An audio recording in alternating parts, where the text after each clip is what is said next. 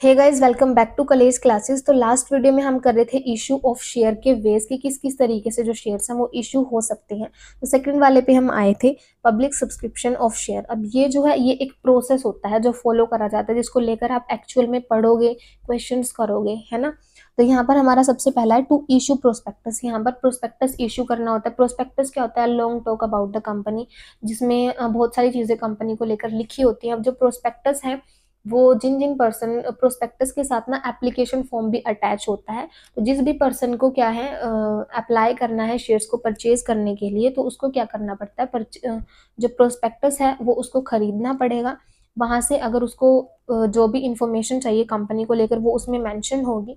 और अगर उसको एप्लीकेशन फॉर्म भरना है तो वो फिल आउट करके उसको क्या है शेड्यूल्ड बैंक में क्या है डिपॉजिट करवा सकता है। शेड्यूल्ड बैंक जो है फिर आगे क्या करेगा, एप्लीकेशन मनी का जो लास्ट दिन था जब तक एप्लीकेशन मनी आनी थी, वो टाइम पीरियड एक्सपायर होने के बाद जो शेड्यूल्ड बैंक है वो क्या करेगा, एप्लीकेशन जो होंगी सारी की सारी उनको क्या करेगा, कंपनी को क्या कर देगा, सबमिट कर देगा। उसके बाद जो कंपनी है वो देखती है कि मिनिमम सब्सक्रिप्शन कितना हुआ है, उसके बाद वो अलॉटमेंट करती है। सेकेंड स्टेप हमारे पास आता है एप्लीकेशन रिसीव होती हैं। तो प्रोस्पेक्टस हमारा इशू करने के बाद जो पब्लिक है वो अप्लाई करती है कंपनी में, फॉर्म वगैरह फिल करती है।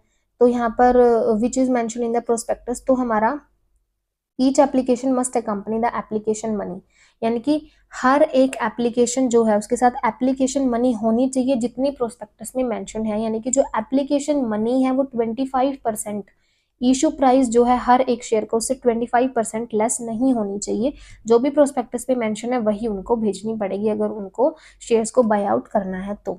उसके बाद हमारे पास आता है to make allotment of shares. अब शेयर्स जो है उनको अलॉट करना है, ठीक है। तो एप्लीकेशन जो एप्लीकेशन मनी का जो टाइम पीरियड था वो एक्सपायर हो चुका है। उसके बाद क्या है, जो बैंक है वो एप्लीकेशंस कंपनी को भेज रहा है। जो डायरेक्टर है कंपनी के वो तब तक प्रोसीड नहीं कर सकते, तब तक अलॉट नहीं कर सकते जब तक मिनिमम सब्सक्रिप्शन फुलफिल नहीं हो जाता जितना भी प्रोस्पेक्टस में मेंशन है। अब जो मिनिमम सब्सक्रिप्शन है वो क्या होता है, मिनिमम सब्सक्रिप्शन जो डायरेक्टर्स है उनका एक ओपिनियन है कि हमको इतनी रिक्वायरमेंट है तो कम से कम इतना पैसा तो रेज होना ही चाहिए। तो जितना भी उन्होंने प्रोस्पेक्टस में मेंशन करा है उतना होना चाहिए। और अगर उतना नहीं होता है तो 15 डेज के अंदर अंदर उनको क्या करना पड़ता है, जो भी एप्लीकेशन मनी है उसको रिटर्न करना पड़ता है। और अगर वो डिले करते हैं वो एप्लीकेशन मनी को रिफंड करने में अगर कोई डिले होता है उनको 15 डेज से ज़्यादा, तो उनको इंटरेस्ट भी पे करना पड़ता है 15% पर एनम के हिसाब से, ठीक है। और जो सेबी की गाइडलाइंस है मिनिमम सब्सक्रिप्शन को लेकर वो कहते हैं कि 90% जो इशूड अमाउंट है उतना तो मिनिमम सब्सक्रिप्शन होना ही चाहिए।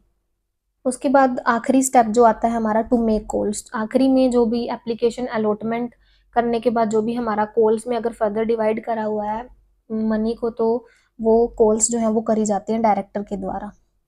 यहाँ पर आपको गिवन है प्रिलिमिनरी एक्सपेंसेस, यानी कि शेयर्स को इशू करते टाइम जो भी एक्सपेंसेस अगर हुए हैं तो सबसे पहले उन प्रिलिमिनरी एक्सपेंसेस को आपको राइट ऑफ करना पड़ेगा सिक्योरिटी प्रीमियम अकाउंट में से। और अगर सिक्योरिटी प्रीमियम नहीं है तो statement of profit and loss में उसको शो करना पड़ेगा। उसके बाद आपको एंट्रीज दे रखी हैं, जो एंट्री आपने क्वेश्चन सॉल्व करते हुए करनी है। जर्नल बनाने के लिए आपको बोला जाएगा क्वेश्चन में, कई बार कैश बुक बैंक अकाउंट भी बनाने के लिए बोला जाएगा। तो जर्नल एंट्रीज जो आपने करनी है वो हमारे पास सबसे पहले हमने करनी होती है एप्लीकेशन रिसीव होने की, क्योंकि यहाँ पर ड्यू नहीं हो रही है। प्रोस्पेक्टस के साथ आपने एप्लीकेशन फॉर्म दे दिए, एप्लीकेशन फॉर्म में प्रोस्पेक्टस में लिखा हुआ है कि इतना एप्लीकेशन मनी एप्लीकेशन फॉर्म के साथ भेजना है शेड्यूल्ड बैंक में। तो वहां पर वो सब पहले एप्लीकेशन मनी जाता है, उसके बाद अलॉटमेंट ड्यू होता है, फर्स्ट कॉल ड्यू होता है, रिसीव होते हैं इस तरीके से। तो सबसे पहले हमको एप्लीकेशन मिली है तो bank account debit to share application account होगी एप्लीकेशन मनी रिसीव होने की। उसके बाद जो हमारा एप्लीकेशन मनी है उसको हमको ट्रांसफर भी करना पड़ता है शेयर कैपिटल अकाउंट में, लेकिन इसकी एंट्री अलॉटमेंट के साथ साथ होती है। तो अगर आपको कोई भी डेट मेंशन है तो डेट आपको आपकी जो आंसर होगा उसमें सोल्यूशन में भी मेंशन करनी पड़ेगी। अलॉटमेंट के साथ साथ ही अलॉटमेंट वाले दिन की ही जो डेट होगी यहाँ पर वो रहेगी। तो यहाँ पर मनी जो आपने ट्रांसफर करी है share application to share capital हो जाएगी।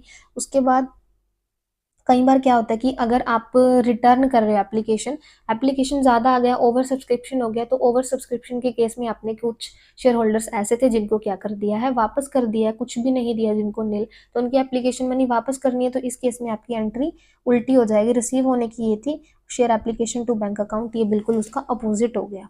ठीक है, उसके बाद अलॉटमेंट की आती है। अलॉटमेंट ड्यू करोगे पहले, share allotment to share capital, उसके बाद रिसीव हुआ बैंक टू शेयर अलॉटमेंट, फिर फर्स्ट कॉल की भी ऐसे ड्यू होगी, share first call to share capital account, उसके बाद रिसीव हुआ bank to share first call.